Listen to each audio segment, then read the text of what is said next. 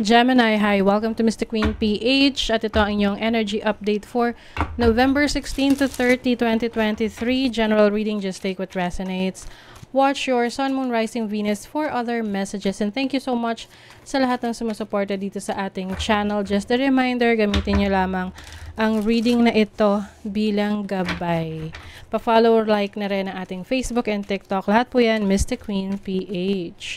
And please check out my Shopee shop. Available ang mga protection and prosperity bracelets, zodiac sign bracelets, and many more. Link on the description.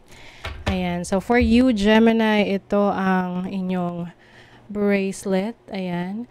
This is Sodalite, Blue Lace, Agate, and Amazonite na nag-a-align ng energies ng mga Gemini.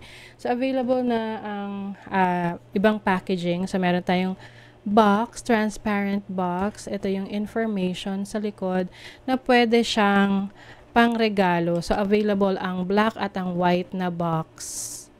Ayan. So, available pa rin naman yung pouch bag. So, for personal use.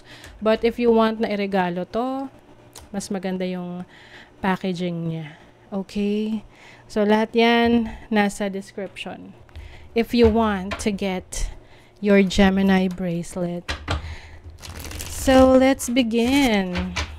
Kamusta kayo, Gemini? How's life doing?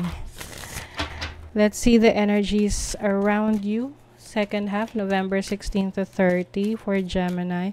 What is up? Ooh. You have the Devil card. Ano tong temptation sa paligid ninyo? Merong temptation. You have the High Priestess. Yung iba sa inyo, meron kayong mga ginagawa, no, na alam nyong hindi to makakabuti sa inyo. So, yung iba, inililihim ito. Okay? But, you know, kasi kung ito ay, alam nyo naman kung ano magiging epekto nito sa inyo, Okay? Kaya lang, syempre, yung iba, matigas ang ulo. Yun yung tinatawag na canon event. Na, you're supposed to learn a lesson. Kaya, kailangan mangyari. Okay, let's see what else for Gemini. Ooh, the Moon. Ito, i-call out ko na. Hindi naman lahat ng Gemini ito, But some of you, you might be in a secret relationship. Okay? Pwede tong relationship na, alam nyo na, hindi pwedeng i-open up kasi complicated. Some of you naman, Gemini, you are going through something. Meron kayong mga challenges sa buhay ninyo na sinasarili nyo lang. Hindi nyo ino-open up sa iba. Although, overwhelming na yung emotions nyo, hindi nyo sinasabi. So, maaring kailangan nyong mag-open up, mag-share ng nararamdaman nyo para hindi siya masyadong mabigat. You have the Sun. This is a message for you or a reminder sa inyo na whatever, kung ano man tong pinagdadaanan nyo ngayon, merong liwanag pagkatapos dyan. Pagkatapos niyan. Okay? Kailangan lang kasi nito na meron ka ring awareness of the things na kailangan mong gawin para makaalis ka sa ganyang sitwasyon. Kasi some of you are in a very toxic situation. Maybe sa relationship ito. Or isang relationship na hindi siya tanggap ng iba. Ouch. Gemini, this is separation, sadness. Meron talaga kayong kailangang pagdaanan na situation para ma-realize nyo na tama na. Bakit ganito yung message ninyo, Gemini? Some of you kasi merong unhealthy habits. Itong unhealthy habits na to related rin to sa type of relationship. Pwedeng may addiction, Or merong mga bagay na ginagawa kayo na alam nyo nakakasira sa inyo, pero ginagawa nyo pa rin. Kasi maaring meron kayong nakukuhang satisfaction doon. Okay? So, take whatever resonates. Parang feeling ko specific message to for you eh. What else? You have the Page of Wands. This is your initiative to finally, move away from a situation na alam mong hindi na siya nakakapagpa-improve ng buhay mo. So, tignan mo, may hawak kang parang bagahe. You are going on an adventure. You are going to try new things. You are about to try new things. At tignan mo, nakalingon pa siya. Ito yung tipong nag-ready ka na, gusto mo nang umalis dyan, ready ka na to start something new, pero may temptation pa rin sa paligid mo eh. Yung iba nagiging marupok pa rin. Iba relationship to. Overwhelming emotions, yung iba sobrang in love, na hindi nyo na nakikita yung negative side ng relationship na to. Some of you are obsessed. Okay? Obsessed sa isang relationship or a connection or a situation or something na nagsasatisfy sa inyo. But at the same time, damaging you in other ways.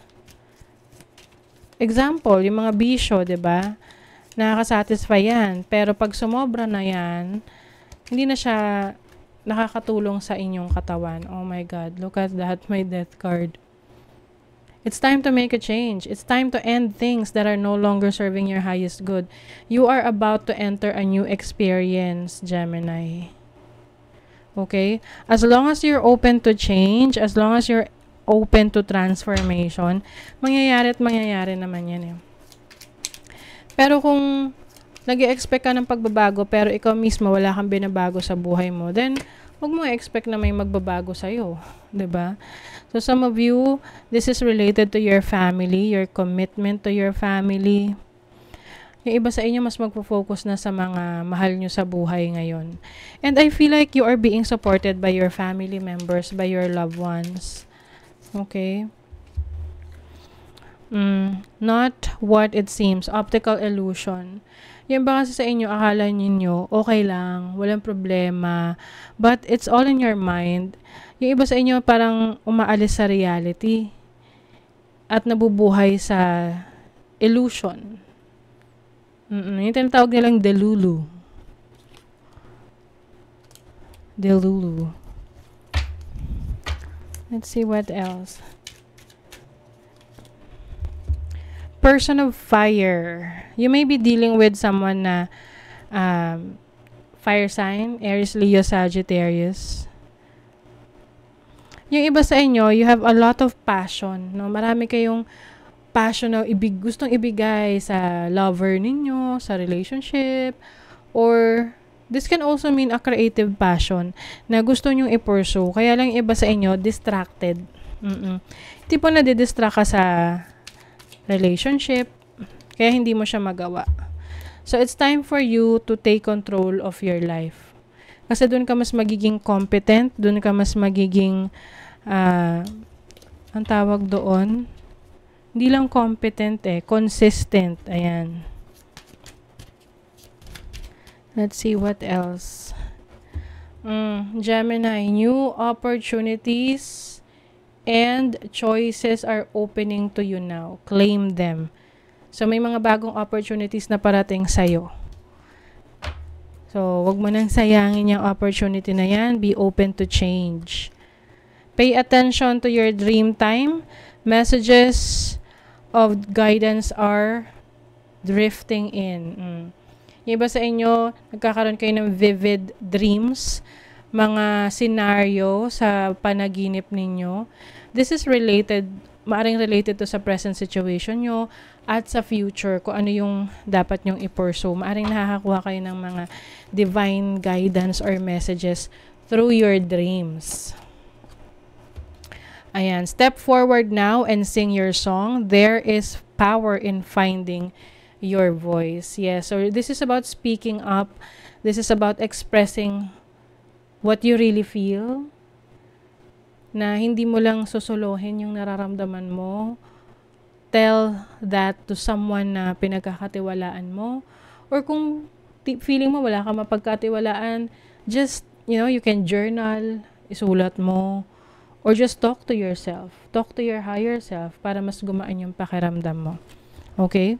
So, that is your reading, Gemini. Kung nagustuhan nyo ito, naka-resonate kayo, mag-comment kayo dyan, like, share, subscribe, para lagi kayo updated sa ating mga readings. Thank you so much, Gemini. See you again.